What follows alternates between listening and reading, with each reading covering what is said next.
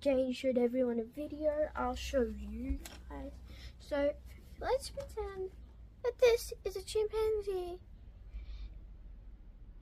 that is called Wunda, who then her mother. So that's Wunda, and that's her mother. The top one's Wunda, this one's her mother. Once her mother was shot by people, the baby, Wunda, was injured. And so, the poor little baby, pretend it's not on the back, okay? I don't have any baby chimpanzees unless you want me to use a gorilla. I'm just going to use this.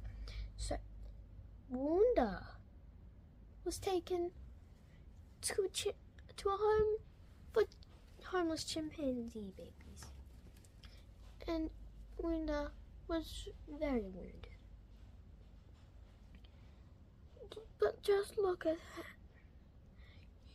And someone called Rebecca helped Wunda get nursed back to health. But then something terrible happened. Wunda got terribly sick. But guess what? I'm sorry if I start crying. Rebecca nursed her back to health again. And then sorry. Wait, I'm sorry if I start crying. It's just really happy. Jane, the Jane Goodall industry was helping. She had a whole island made with chimps. And guess what? When they got there, Wunda was going around. She went back to Rebecca. She climbed onto the thing. So Jane's here, Rebecca's there, and then hug. And then she wandered back out, and Jane followed her. Which isn't that adorable? If you start crying, I might start crying, everyone. I'm sorry if I start to cry. I've also got a bit of a cold, just a tiny cold. My nose is a bit stuffy.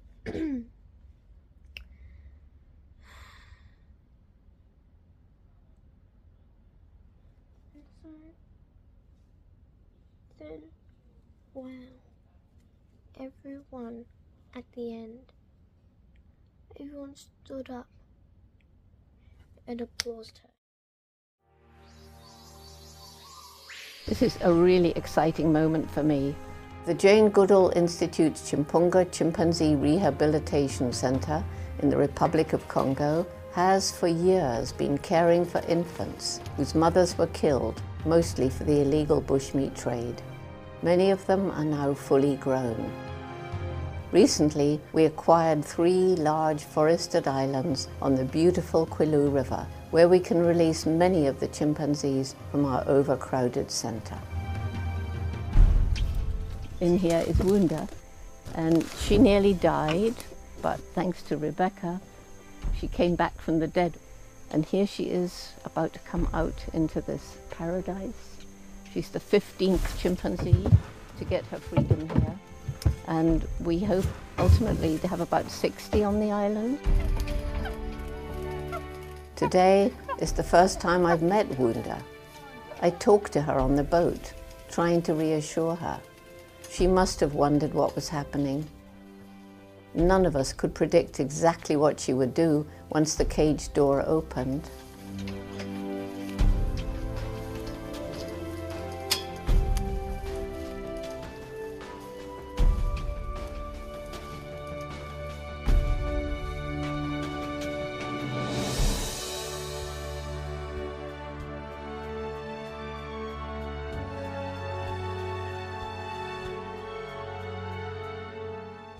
It was a very, very touching moment.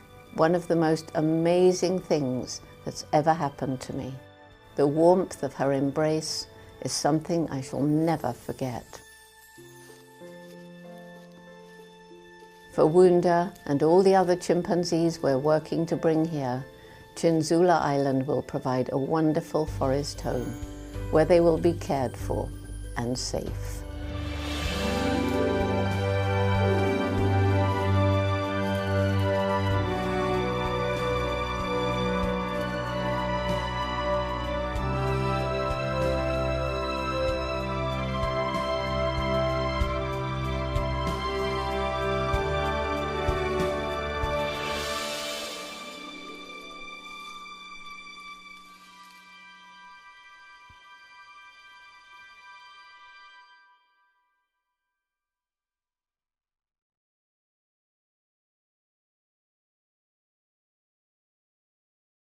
My name is Charlie and I am 7 years old.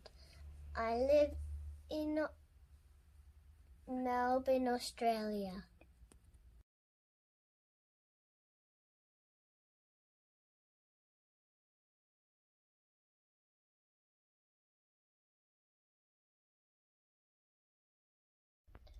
Last year I met Jane Goodall.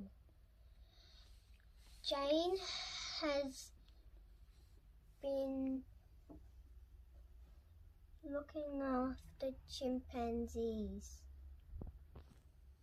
When Jane was a little girl, she sat in her little tree and dreamed of going to Africa. And she loved to read books about animals and chimpanzees. And she also had a little toy chimpanzee. When Jane Goodall grew up, she went to Africa to study chimpanzees, and she bring a torch to study at night. And those are all of the chimpanzees.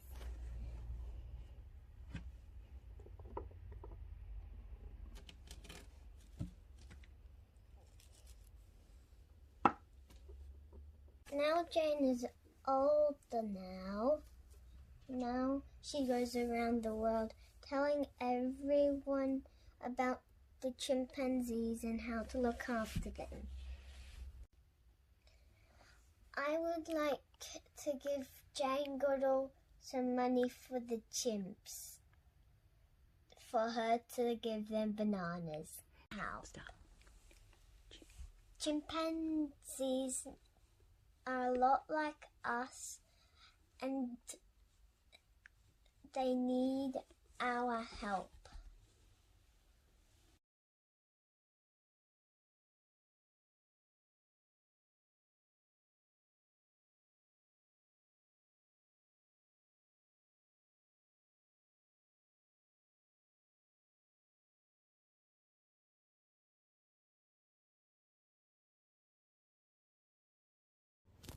Hello everybody, my name is Charlie and I am 11 years old. I did one of these when I was 6, and I personally think that I really love Jane Goodall. I mean, I love Jane Goodall a lot, as you can see behind me. I love her a lot. I personally love her. Some people might not love her. This might be the best opportunity for you to show your family how much you love Jane Goodall. So I will just tell you a bit of a story for you. Okay, so today we are talking about Jane Goodall. As you probably know, Jane Goodall is a primatologist. Once in England, there was a girl called Jane who loved climbing trees and reading books. Sort of like me, I love climbing trees and reading books. Her dream was to go to Africa and spend time with the wild animals there. I mean, like, I would personally go with the chimpanzees or lions or to a different country and do sloths. But I understand why she wants to study any wild animal though. She's an animal lover. So one day, Jane flew to Tanzania with her notebook and binoculars, determined to study real chimpanzees in the natural environment, like she did. Oh, and can I tell you, this is her 90th birthday. She got closer.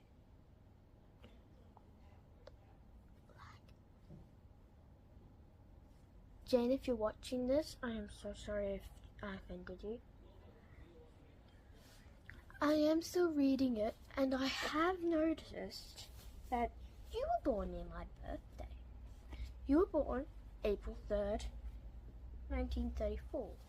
I was born April 23rd, 2013. You were born in the United Kingdom. I was born in Australia. This is from Australia. You can do it from anywhere around the world. There we go. At first, it was hard to get close to them. The chimpanzees would run away the moment she was in sight. But Jane kept visiting the same place every day, the same time. Eventually, the chimps allowed her to get closer every day. Getting closer was not enough for Jane. She wanted to become friends with them. So she started a banana club, which is basically, she just gives bananas to them. Whenever she visited the chimpanzees, she would share bananas with them. Sharing is caring, to be fair. At the time, little was known about chimpanzees. Some scientists used to speak to them using grunts and cries. She called Jane. Others. At the time, little was known about chimpanzees. Some scientists used to observe them from far away using binoculars. Others studied chimps in cages. Jane instead spent hours hanging out with the chimpanzees. She tried to speak to them using grunts and cries. She climbed trees and ate the same foods they ate. She discovered that chimpanzees have rituals. Basically tools. I'll show you here. I have something set up over there. Yeah, over there. That they use tools, and their language comprises at least 20 different sounds. She even discovered that chimpanzees are not vegetarians. Once Jane rescued an injured chimpanzee and nursed it back to health. When she released it back into the wild, the chimpanzee turned and gave her a long, loving hug, as to say thanks and goodbye. Now, she says, only if we understand will we care. Only if we care, we will help. Only if we help, shall be saved. Jane Goodall. So, if you want to get the book I just read out from, it's Goodnight Stories for Rebel Girls.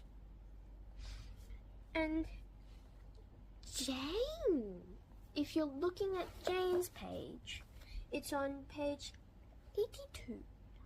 I repeat, 80 someone who's alive. And then, if you're looking for Greta Thunberg or David Attenborough, you can look in Little People, Big Dreams. This is the Jane Goodall one. There's also tons of other ones like Coco Channel, Greta Thunberg, and David Attenborough. A lot of these books. It even has different types of pictures, different types of writing, but it's all, and different colors, but it's all the exact same. Alright, so I think I've gone long enough explaining that part. Now I think I should start to show you what I did. Okay, so up here, usually, I'm just going to quickly move you here. As you see here, this is little Jane and Jubilee. So Jane is doing a map of Africa. She had been reading a book on Africa when she decided she would draw a map of Africa. And let me show you a map of Africa.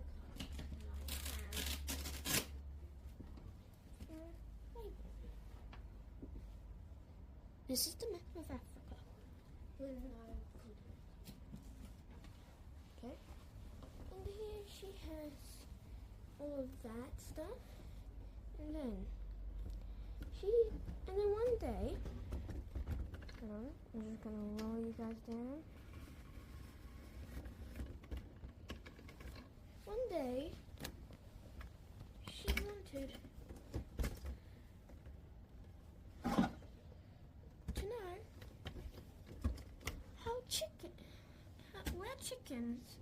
chickens lay an egg. So this is the Jane, this is the chicken.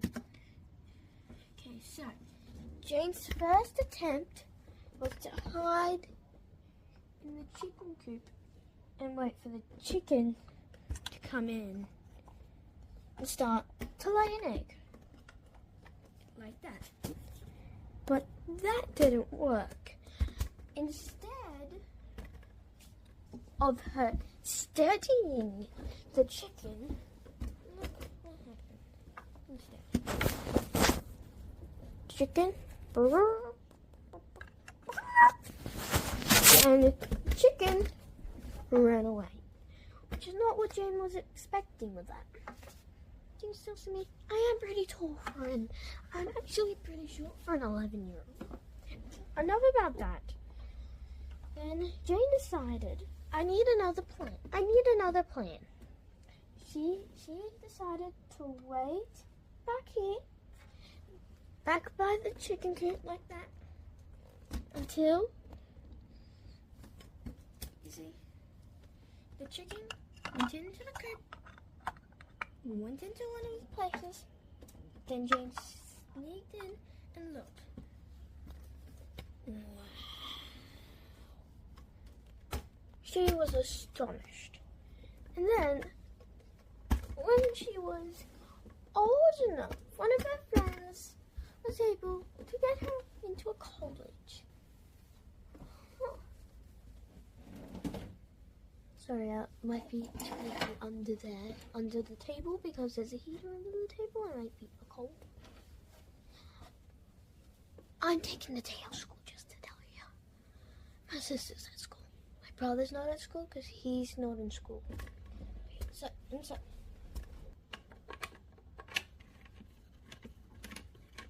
You still there? If you're not there, it's fine.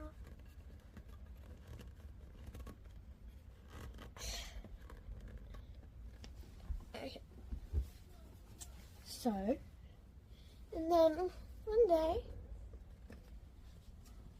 over this side, I have a thing filled with chimpanzees. But I only need to use this chimpanzee. I use this in my practice run. It's always good to have a practice. See? If it's too bright, I can put it away. Do it over here. Don't mind how messy that is. It's just our costume box.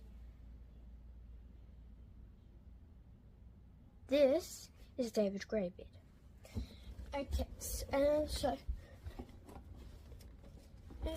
might see up here, can't get too very close to. David is now going to be here, holding that. It's supposed to be a stick. Jane comes down, is going to be here. She sees that he's putting it in an ant nest, a termite nest, and then eating it. She discovered that they used tools just like us. Well, don't mind the bookshelf either, or the train sets. And then she decided she wanted to make talks about it, about chimpanzees all over the world. And here, just down here, here is the one that I made. A small version though.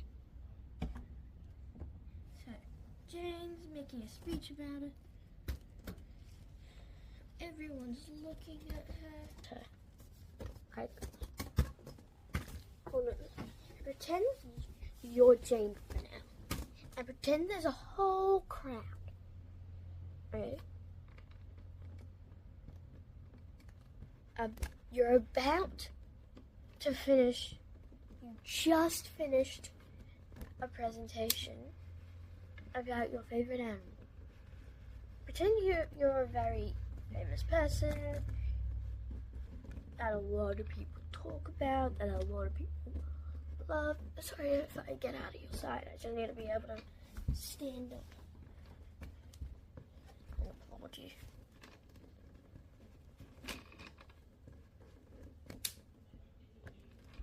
I might have to just go like this.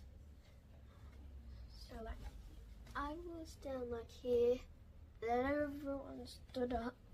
Like, I have to be on my knees like this. Everyone was like, some people were yelling, some people were whistling her. It was so good. Jane, if you're watching this, you'll so many people's hear it. Maybe even go to Sunburst.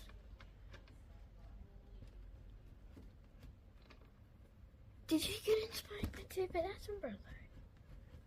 Because he was 8 when you were born. Because he is 98. David Attenborough could have been 8 or 9 when you were born. This could be his 99th year. Next year, if he survives, you might get a letter from the king.